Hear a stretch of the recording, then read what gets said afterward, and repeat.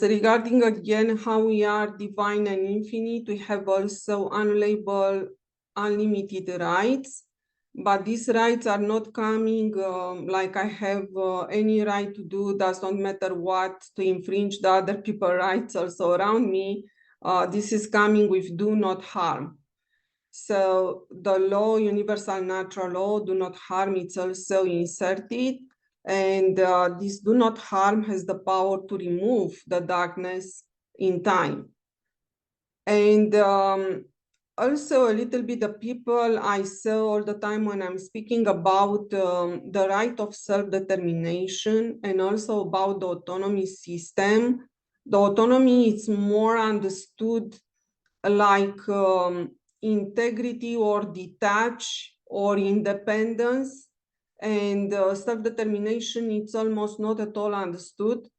So this is the reason that I'm coming all the time with the wording as self-governance, or to explain on them, to them also put in bracket the self-governance, because they are still not able to understand what we try to send as message by self-determination.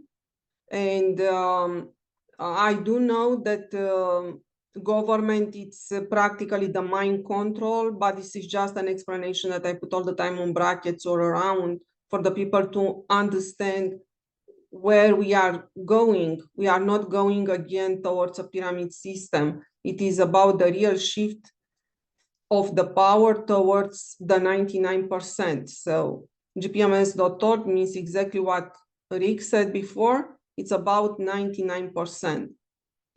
And something else that the people need to understand, it's also about, as Rick said also before. Yes, Rick, do you want to add something here? Thank you, Beatrice. Yes, I feel it's important why you were on the topic about the rights. What I wish to put in, everyone needs to understand and realize that all of your unalienable rights are not fully here yet on the planet. And one of the reasons is because it's not ratified by the majority of the people. What GPMS is doing is ratifying and bringing into law all of your unalienable rights. Your unalienable rights are here now with us to the degree that we know it and to the extent that we can put it in the outside world. But it needs to be understood it's not fully ratified yet. And this is also another one of the reasons why we need the majority voice. Now we're still in the transitioning mode as well with these rights.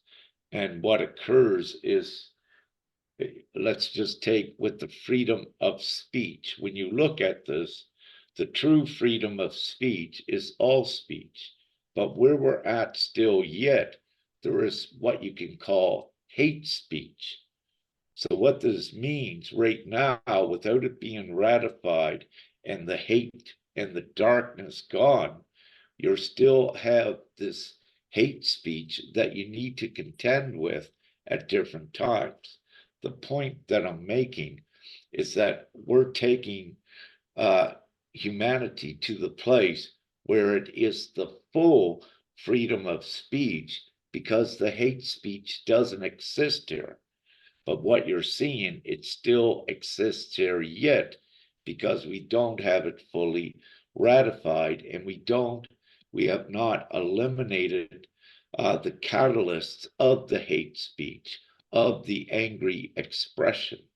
So we're not fully into the free world yet. So what you are going to see in the past, at least, is the examples of abuse of free expression, abuse of a free speech, because we're not fully into the place where there is no reason, no one has anger anymore. There is nothing that would want ones to be angry to abuse these freedoms. So we're purifying the freedoms as we get closer to the ratification where it is fully free, if you will.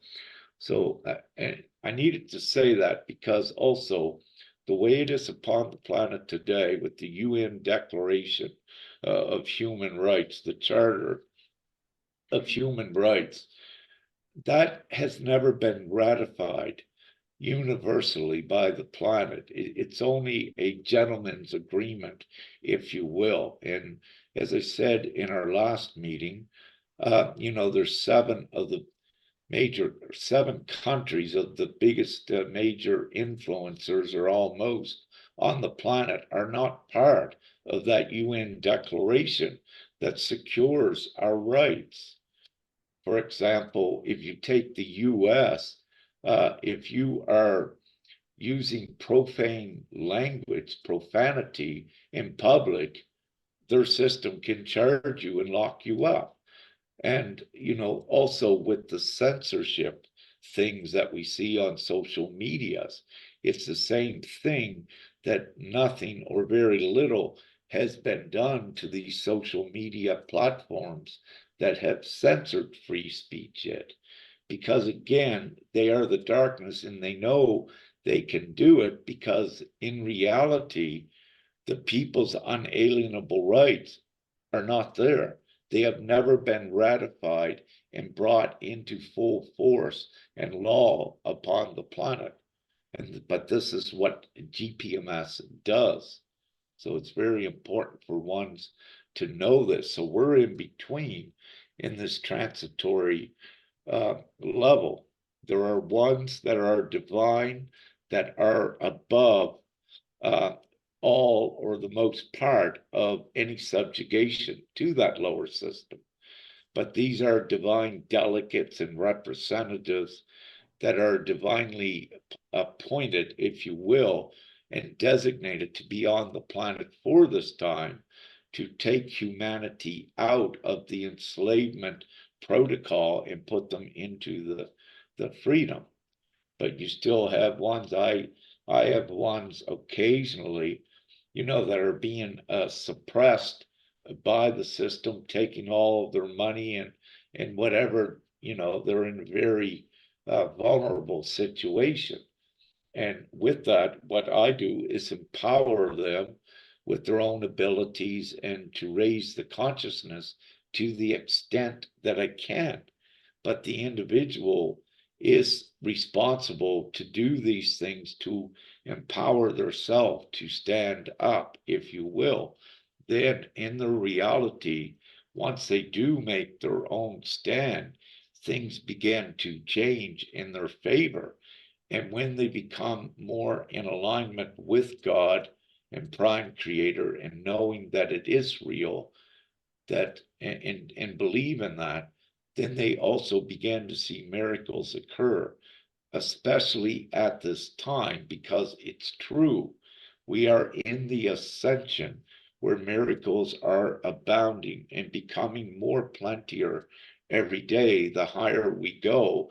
And with everyone that chooses to follow the moral, righteous path, then they are entering the space where they're divinely supported to whatever degree that they need to be to continue forward in this ascension and in the freedom.